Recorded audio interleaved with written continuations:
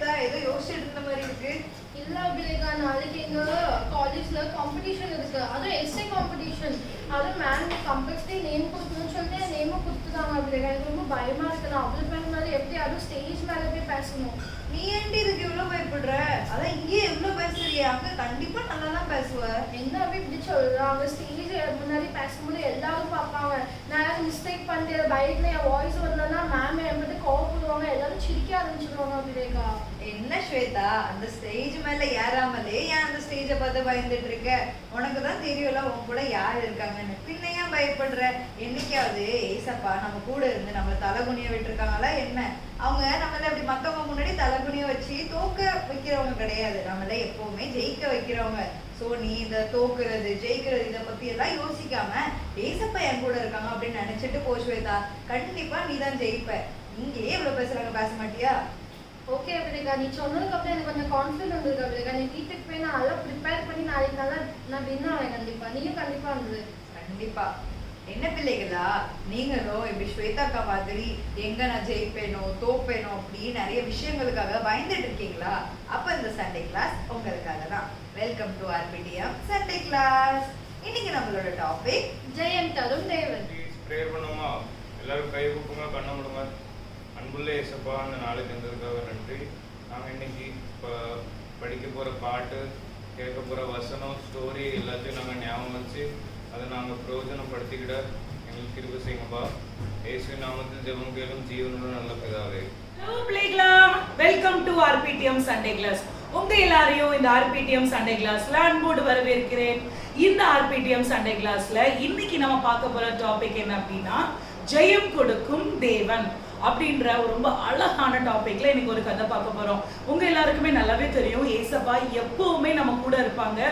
நம்ம சில நேரம் தோந்து போகிற மாதிரி இருக்கும், சில நேரம் நம்மளால வின் பண்ண முடியாதுதான், சில நேரம் நம்ம அந்த சிச்சுவேஷன் ரொம்ப கஷ்டமா தான் இருக்கும். ஆனா என்னைக்கு ஏசப்பா நம்ம கூட இருக்காங்களோ அந்த சிச்சுவேஷன் நம்ம ரொம்ப ஈஸியா நம்ம ஆண்டவர் தாண்டதுக்கு நமக்கு என்ன பண்ணுவாருன்னா பலன் நமக்கு தருவாரு.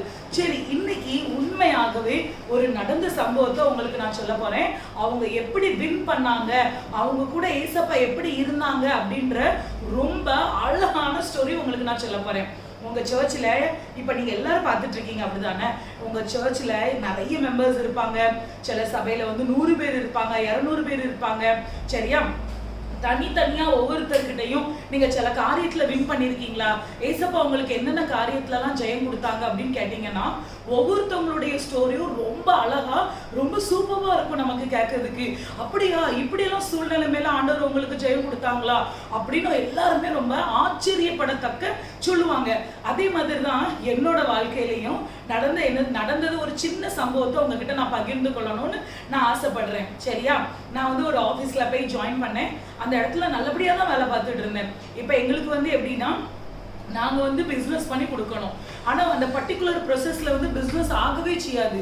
நாங்களும் ஜோம் பண்றோம். நான் எல்லாருமே ஜோம் பண்ண மாட்டாங்க, நான் ஸ்பெசிஃபிக்கா ஜோம் பண்ணுவேன். ஏசப்பா இந்த பிசினஸ் ஆகவே மாட்டேங்க ஏசப்பா, என்ன பண்ணனே தெரியல.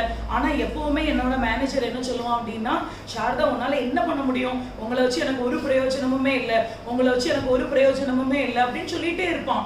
ஆனா ரொம்ப கஷ்டமா இருந்துச்சு. ஒரு வருஷமா நாங்க வேலை பார்த்துட்டு இருந்தோம். தொடர்ந்து அதே ஒரு சைட்ல ஒரு வேலை பார்த்துட்டு இருந்தாலும் இன்னொரு சைட்ல அந்த ரொம்ப டவுனா இருந்த அந்த ப்ரொசஸ்க்காகவும் வேலை பார்த்துக்கிட்டே இருந்தோம். ஒரு ஸ்டேஜ் எப்படி வந்துச்சு அப்படின்னா, இல்ல அந்த ப்ரொசஸ் ஃபுல்லாமே நம்ம வைண்ட் அப் பண்ணிடணும், அதை க்ளோஸ் பண்ணிடணும் அப்படின்னு எல்லாருமே சொல்லிட்டாங்க.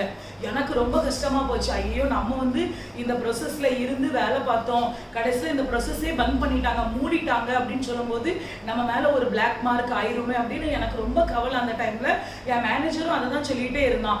அதுக்கப்புறம் ஒரு டைம் ஒரே ஒரு முயற்சி பண்ணுவோம், சப்போஸ் இதுல முடியலை அப்படின்னா நம்ம இதை விட்டுருவோம் அப்படின்னு அவன் சொன்னான். அப்போ நாங்கள் எல்லாரும் நான் ப்ரேயர் பண்ணுறேன், ஏசப்பா எப்படியாவது இதில் ஒரு நல்ல ரிசல்ட் வரதுக்கு நீங்கள் உதவி செய்யுங்க ஏசப்பா. நான் உங்கள் பிள்ளை, எந்த இடத்துலையுமே நான் வெக்கப்பட்டு போகவே கூடாது அப்படின்னு சொல்லி நான் நிறைய நாள் ஜெபிச்சிருக்கேன். ஆஃபீஸ்க்கு போகும்போதெல்லாம் நான் ஜோம் பண்ணியிருக்கேன். ஆனால் ஒரு நாள் நினையாத நேரத்தில் வேலை பார்த்துட்டு இருக்கும்போது எங்களுக்கு சென்னையிலேருந்து ஒரு ரிப்போர்ட் வந்துச்சு. ஃபர்ஸ்ட் லோன் டிஸ்பர்ஸ் ஆனது என்னோட லீடு வச்சுதான் அப்படின்னு சொல்லிட்டு எனக்கு ரொம்ப சந்தோஷம். ஆஃபீஸ்ல இருந்து எனக்கு மெயிலாம் வந்துச்சு. சரி, இது எதுவுமே எல்லாமே ஆஃபிஷியல் வேர்டா இருக்கிறதுனால உங்களுக்கு இது புரிஞ்சுக்கிட்டதுக்கு ரொம்ப கஷ்டமா இருக்கும். சரி, இன்னைக்கு நம்ம ஸ்டோரிக்குள்ள போகலாம். இன்னைக்கு என்ன அப்படின்னா ஒரு ஒரு அண்ணன் இருந்தாங்களாம். அந்த அண்ணன் பேர் வந்து ராஜேஷ். சரியா? அந்த அண்ணன் பேர் என்னது? ராஜேஷ். அந்த ராஜேஷ் அண்ணனுக்கு வந்து இங்கிலீஷ் கொஞ்சம் ரீடு பண்றதுக்கு படிக்கிறதுக்கு ரொம்ப கஷ்டமா இருக்கும்.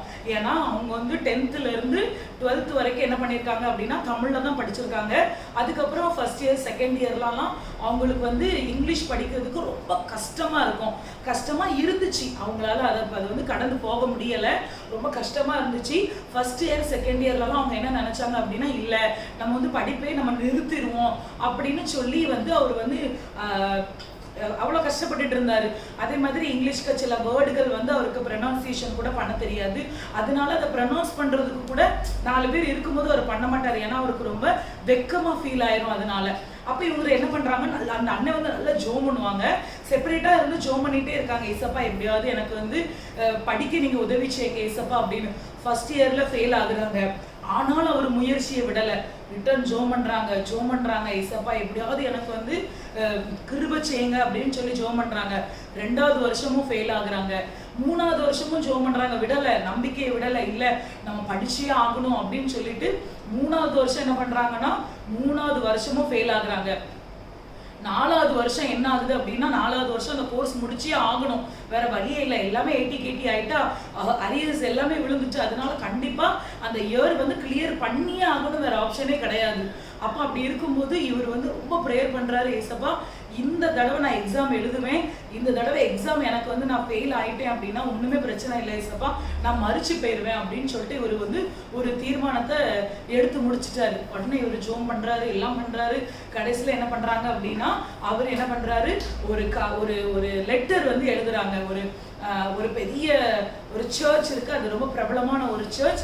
அந்த சர்ச் நிருபருக்கு வந்து இவர் வந்து ஒரு லெட்டர் எழுதுறாங்க. எப்படின்னா, நான் வந்து தொடர்ந்து 3 வருடமா இந்த பர்டிகுலர் கோர்ஸ்ல நான் வந்து ஃபெயில் ஆயிட்டே இருக்கேன், நான் வந்து ரொம்ப ஜோம் பண்றேன், கண்டிப்பா ஏசப்பா எனக்கு இந்த காரியத்துல ஒரு ஜெயத்தை கொடுக்கணும் அப்படின்னு சொல்லி இவங்க லெட்டர் எழுதி போட்டிருக்காங்க அந்த நிறுவனத்துக்கு.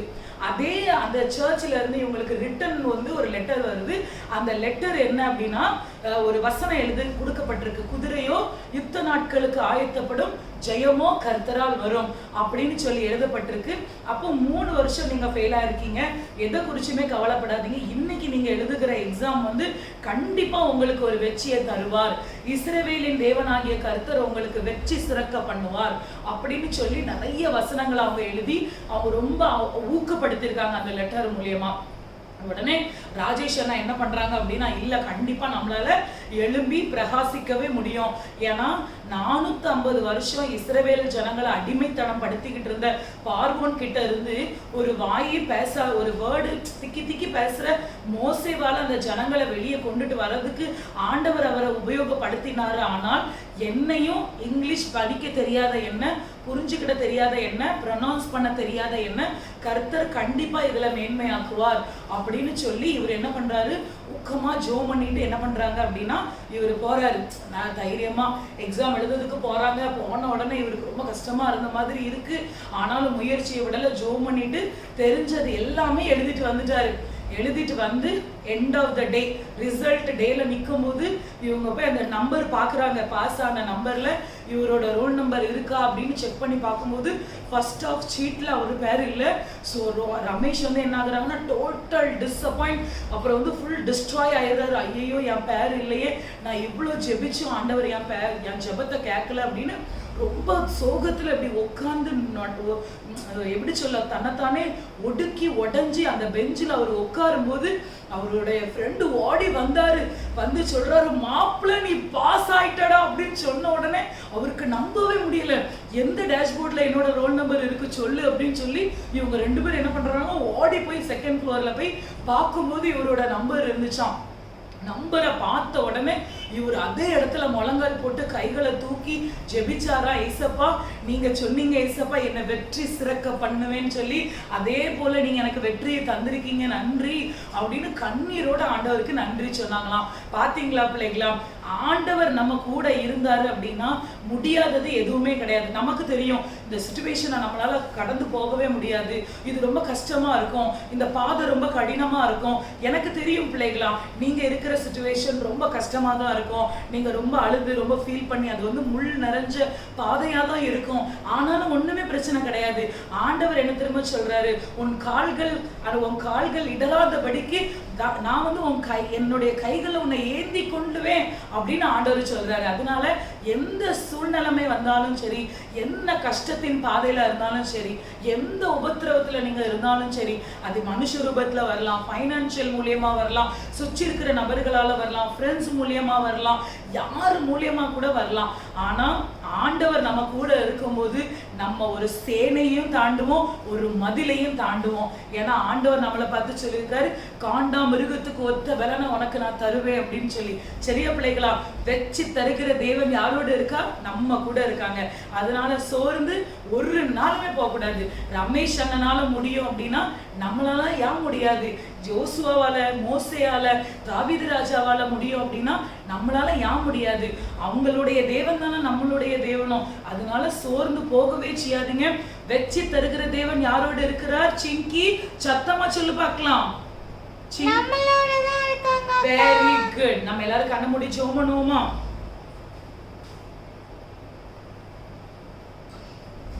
ஸ்தோத்திரிக்கிறோம் ஆண்டவரே, உம்மை நன்றியோடு கூட துதிக்கிறோம், ஸ்தோத்திரிக்கிறேன் இயேசப்பா. இந்த நாளிலே கூட இயேசப்பா சண்டே கிளாஸ் எடுக்க கர்த்தாவே நீர் கொடுத்த கிருபைகளுக்காக நாங்கள் நன்றி செலுத்துகிறோம்.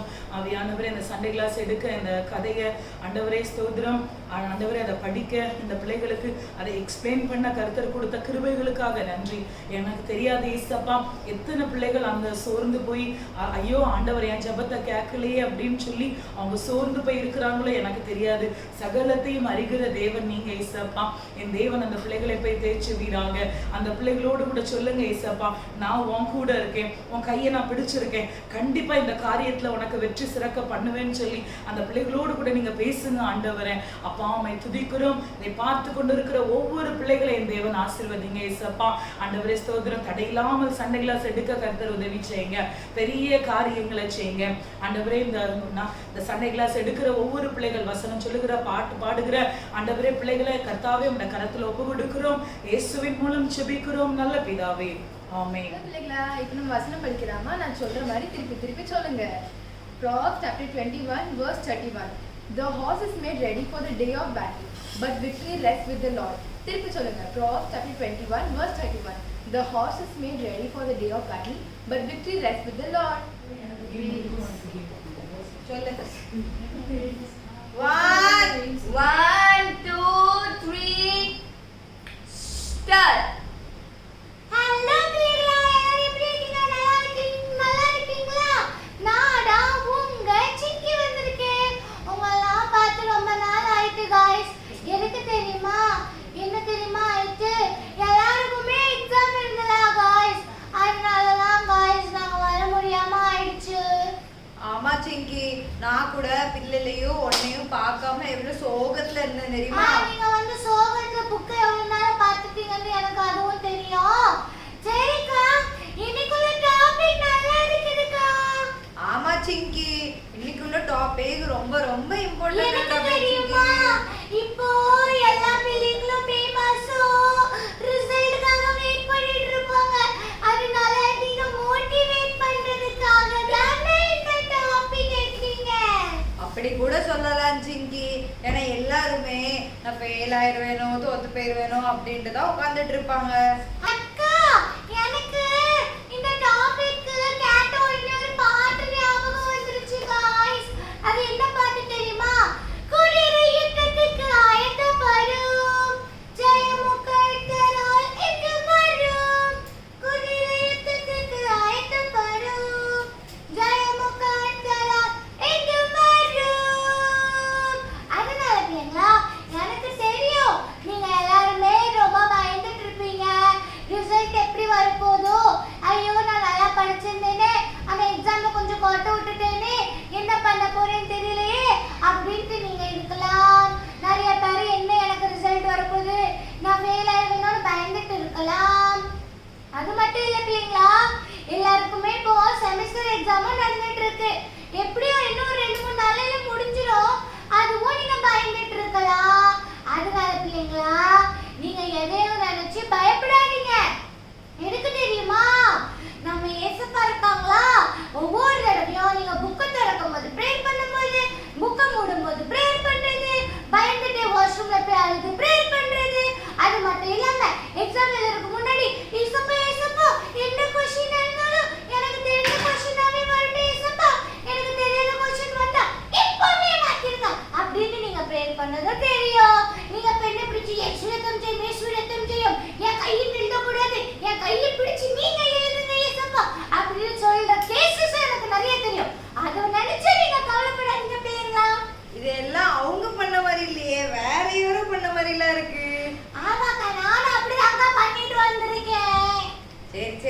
எல்லாரும் அதே மாதிரி தான், கவலைப்படாத சிங்கி, நீ தனியா இல்ல. ஆமாக்கா, நீங்களும் தானே வீட்ல படிக்க முடியாம முட்டி அழுதுட்டு இருந்தது என்கிட்ட வந்து சொன்னீங்க.